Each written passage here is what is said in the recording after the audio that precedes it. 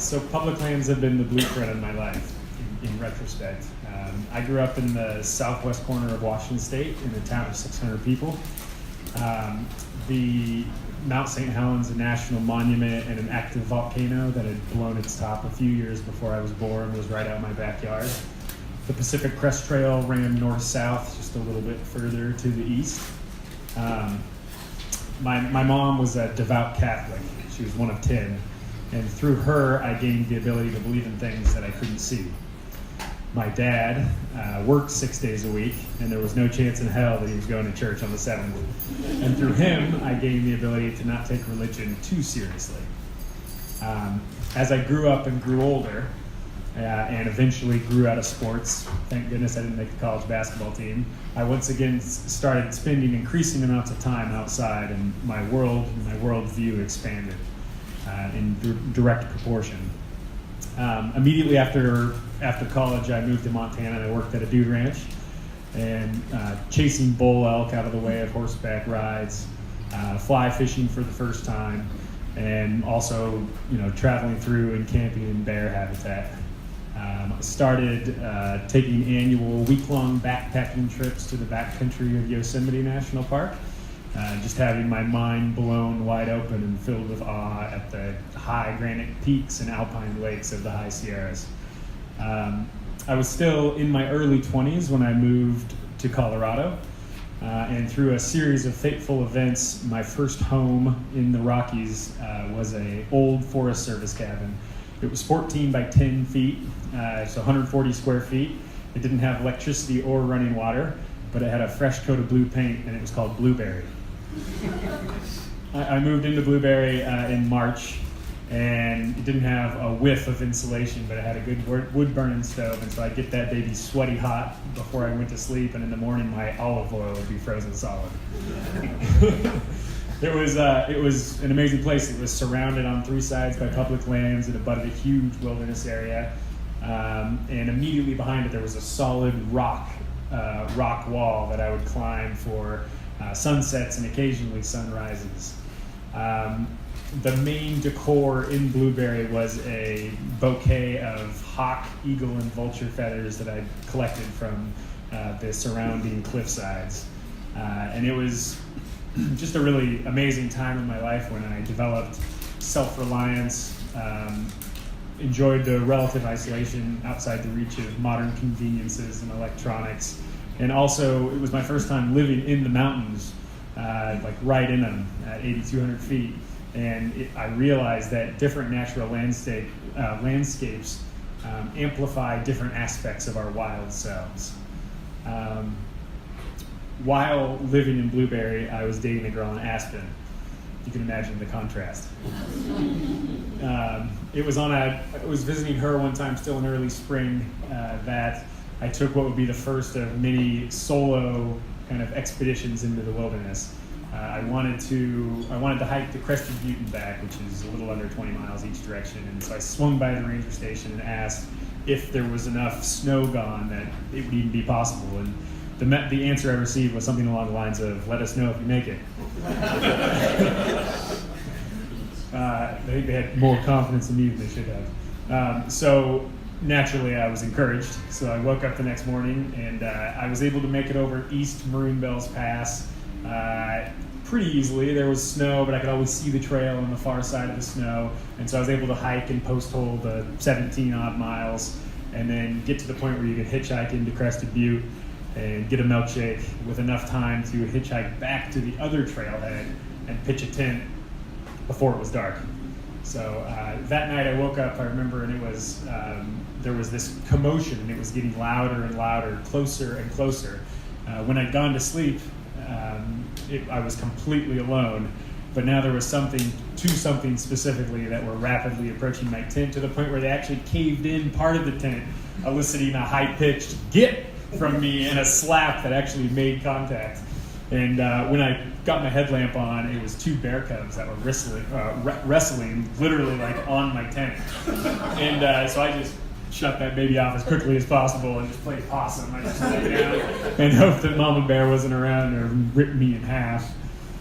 Fortunately, that didn't happen. So So I wake up the next day and I've got about 19 miles to get back to Aspen or something like that. And right when I start out, I notice that the arch of my right foot is pretty sore. But being in my early 20s, I figure it's just going to get better as I start walking. It doesn't really make any sense. And so as I wind my way up to now the West Maroon Bells Pass, the snow is unfortunately getting deeper and deeper and eventually is completely obliterating the trail. And I'm confronted with a panorama of pretty intimidating mountains. But in my mind, I've gone too far to turn back, which is never the right mindset. Just take it from me. And so surveying the mountains, I see a saddle that is maybe slightly less gnarly to get over, and I figure this must be the way back to Aspen, obviously. So after an hour and a half of post-holing through snow, my right foot is killing me, and I'm limping pretty good, and I now encounter this sheet of ice, like the only kind of ice that can withstand the Colorado spring snow. In Colorado backcountry skiing terminology, it's sun-fuck snow, pardon my language. So I'm now down on all fours and I'm crawling up this sheet of ice that is getting steeper and steeper and steeper, and it strikes me as how ridiculous it is that this could possibly be the way back to Aspen. And as I'm starting to question the wisdom of this move, I glance over my shoulder and I realize I've been on the ice for so long that I'm actually not sure where I came from. And I simultaneously kind of start to panic and get really religious at the same time. This mantra enters my mind of this must be it, this has to be it, this is it. And I keep going while all the evidence is telling me this is not the way back to Aspen. And so sure enough, I'm clawing my way up to the top, and I get to the top and I look over and it's literally a vertical drop off on the other side. This is not the way to anywhere. and at that point I remember this thought pops into my mind, that is, I'm going to be that guy who occasionally graces the front page of the newspaper in places like Aspen, like dumbass, overzealous, rookie, wannabe mountaineer dies of exposure on West Maroon Bells Pass, 12 miles from town. And so as I'm berating myself and still continuing to panic, I'm not paying attention to the real fear, which is this sheet of ice I'm descending, and my feet slip up from underneath me and I take off and I'm picking up speed on the way down.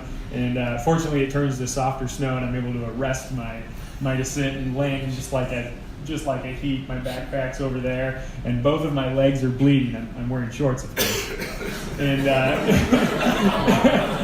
and so I'm kind of gathering myself, and I'm taking some intentional deep breaths, and I'm like, okay. And I glance to the right, to the north, and I think I make out what could be the faintest depression of a switchback trail that goes up like an impossibly steep saddle that I never even considered could actually be the way, because it was just so steep. And I see it in my heart, like maxes out beats per minute, and with the eyes of like a religious zealot on the brink of salvation, I start clawing my way to what hopefully is not a mirage and is actually going to be my salvation. And the mantra returns: this must be it, this has to be it, please be it. And I make my way up, claw my way up to the top, and I'm standing up there, and it's about 12,000 feet, and underneath me unfolds the most beautiful valley I've ever seen. There's this snaking stream that terminates in Crater Lake, and the wildflowers a few thousand feet below me are just like insane. And most grateful of all, there is a trail that parallels this stream, and I'm saved. So a few hours later, and probably a couple of miles from the trailhead, I'm limping like crazy, but I'm not caring, because I'm not going to die this humiliating death of the overzealous rookie mountaineer.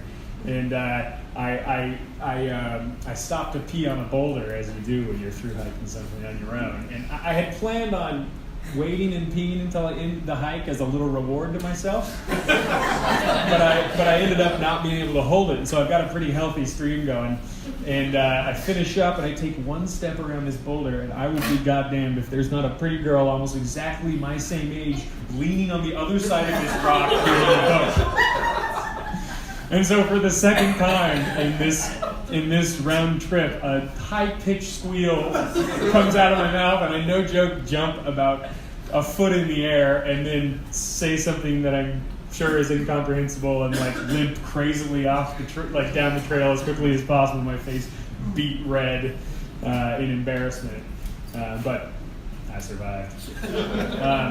Have you guys seen those "Get Lost" bumper stickers? They're all over Montana right now. "Get Lost, Montana," and whenever I see those, although I agree with the sentiment, I always think, has the driver of this vehicle ever truly been lost? It is a uniquely terrible experience. A terrible experience, but also like an experience that returns you to your animal instincts of survival, and an experience that kind of changes your perspective and shapes who you are. And I think a series of, I've been lost since then again, a handful of times, but those series of experiences in public lands have shaped who I've become. And I now work as a conservation photographer. I shoot a lot of stuff, and writer, and it's those experiences that have shaped my life. I think that the restoration of the planet will require a shift in human consciousness, and I think that shift is only possible through time spent in the natural world, time spent on our public lands. And I think that those wild places and the wildlife that live in them remind us at our core that we are not the despoilers of, but part and product of the planet. And that we function more as leaves of the greater tree. So public lands have kind of become my church, and wild nature has become my religion. The writer and conservationist Boyd Vardy calls it the conservation of the wild. And I think that's a really cool term.